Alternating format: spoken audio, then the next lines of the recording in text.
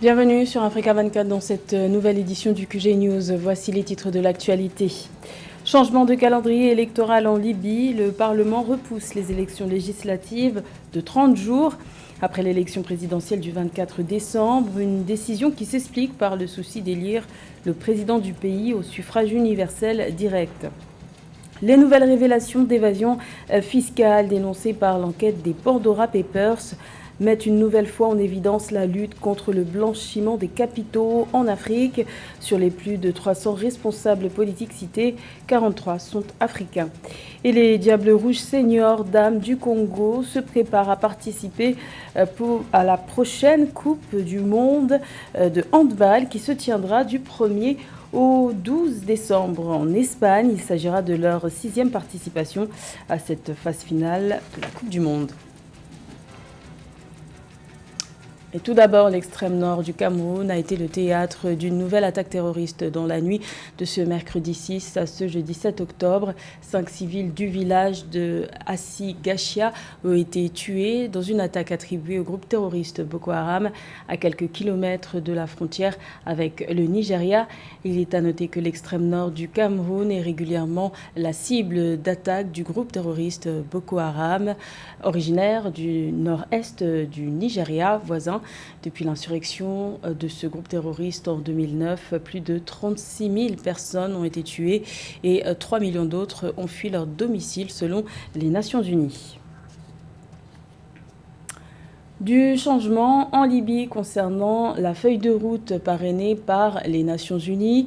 Les élections législatives ont été repoussées de 30 jours après le scrutin présidentiel qui doit se tenir le 24 décembre.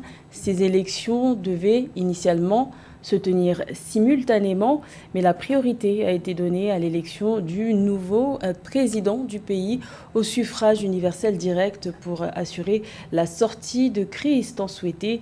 Les précisions de Aïssatou Bari. Les élections législatives libyennes se tiendront fin janvier 2022, soit un mois après l'élection présidentielle maintenue au 24 décembre. C'est l'annonce faite mardi 5 septembre par la Chambre des représentants libyenne qui justifie cette décision par le caractère prioritaire du scrutin présidentiel. Les deux votes devaient se tenir le 24 décembre conformément à une feuille de route établie sous l'égide de l'ONU pour aider la Libye à sortir d'une crise politique majeure. Ces dernières années, le pays n'est pas parvenu à se stabiliser à travers le système parlementaire. Pour la Chambre des représentants, il était nécessaire d'organiser les élections présidentielles dans les plus brefs délais. Le Haut Conseil d'État libyen, instance faisant office de Sénat, n'a pas encore réagi à l'annonce du Parlement. Cette décision vient s'ajouter à une série de décisions controversées prises par le Parlement sous l'impulsion de son président Aguila Saleh. Il s'agit notamment de la loi électorale adoptée lundi 4 octobre et celle régissant la présidentielle. En tout cas, ça augure d'une chose qui est très claire, c'est que ces changements de date dans des élections qui sont essentielles et qui font la part belle à l'élection présidentielle vont marquer dans les mois qui vont suivre des dissensions, des divisions au sein même de l'Assemblée libyenne. On sait déjà, c'est une situation très, très compliquée que nous vivons actuellement en Libye et il est temps de se pencher sérieusement dessus parce qu'on risque, à mon grand désarroi, de tourner en rond encore pendant longtemps. La tenue des élections est une condition essentielle pour le retour de la paix dans ce pays, en guerre depuis plus d'une décennie, mettant fin à la division de la Libye entre deux principaux camps.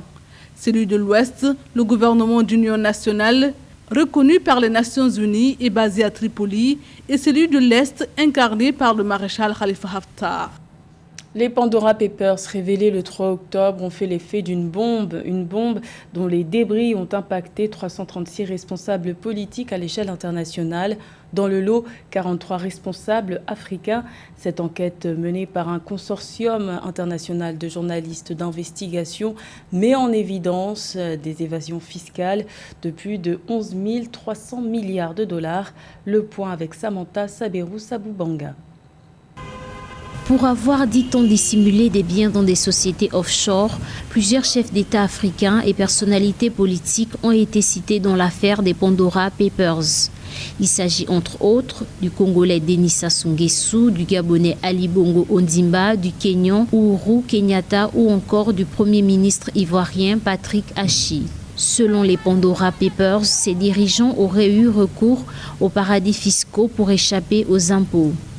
Ce scandale est une très grande honte pour l'Afrique. Des dirigeants censés garantir le bien-être des populations se servent de l'argent public pour s'enrichir, parce que tous ces milliards qui sortent du pays ne sont pas faits pour rendre heureux les populations. Nous avons des pays qui croulent sous les intempéries ou le manque de canalisation. Les populations n'ont pas de route. Ils n'ont pas à manger, ils n'ont pas à boire. Et voir que ces gens-là s'enrichissent comme ça est inqualifiable.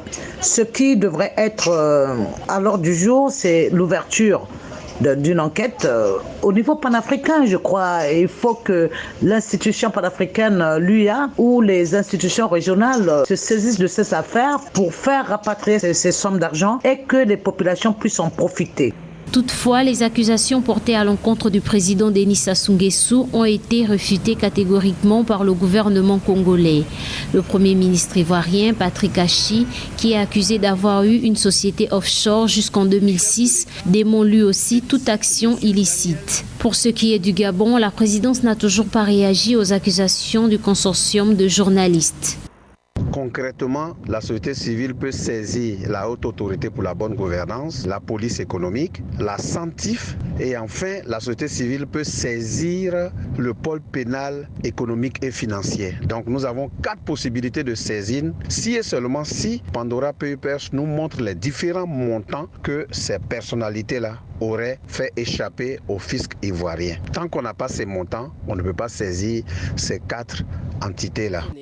Les Pandora Papers révèlent la richesse cachée, l'évasion fiscale et dans certains cas le blanchiment d'argent des plus riches et des plus puissants du monde.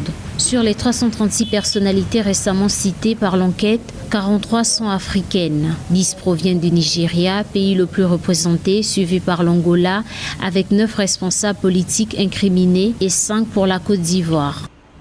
Également dans l'actualité, en Guinée, le haut fonctionnaire international Mohamed Beavogui a été choisi par la junte militaire pour diriger le gouvernement de la transition dont la durée n'a pas encore été déterminée.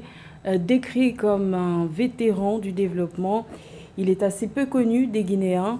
Le nouveau chef du gouvernement de 68 ans, novice en la matière, aura pour mission de mettre en application la charte de la transition élaborée après la prise du pouvoir par l'armée et dévoilée le 1er octobre.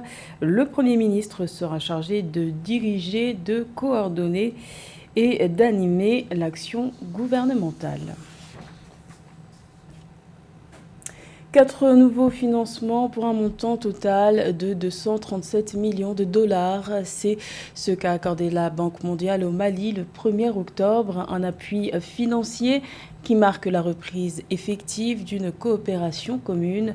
Le but, soutenir les efforts du gouvernement de transition et notamment l'inclusion sociale, un sujet de Mildred Diamou.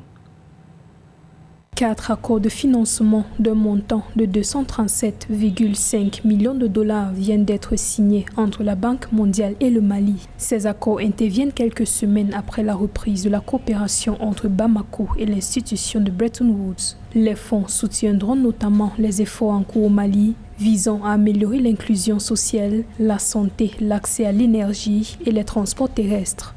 Il me plaît de rappeler que la signature de ces accords constitue les 6e, 7e, 8e et 9e accords signés avec la Banque mondiale depuis le début de l'année 2021, totalisant ainsi un montant de plus de 318,78 milliards de francs CFA. De ce financement, 52,5 millions de dollars sont destinés au renforcement des programmes de vaccination contre le coronavirus, 100 millions de dollars pour le projet communautaire de relance et de stabilisation au Sahel, 55 millions de dollars soutiendront le projet régional d'amélioration de l'accès à l'électricité et de stockage d'énergie par batterie. Les 30 millions de dollars restants serviront à désenclaver les zones rurales isolées et mal desservies de Bamako.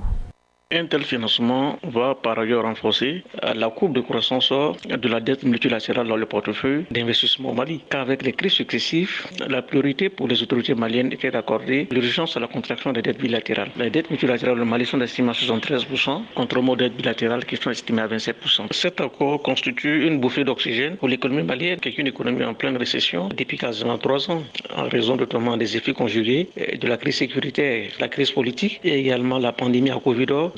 La croissance économique malienne s'est contractée de 3 points, passant de 5,3% à 2,1%. Cette bouffée d'oxygène, la Banque mondiale va permettre alors de réduire la fracture énergétique au Mali en essayant de renforcer la fluidité du transport terrestre. Donc c'est une avancée réelle permettant à une économie sous-oxyfiée de l'embargo de la CEDEAO de pouvoir effectivement entamer un nouveau départ dans le cadre d'une trajectoire de la croissance économique.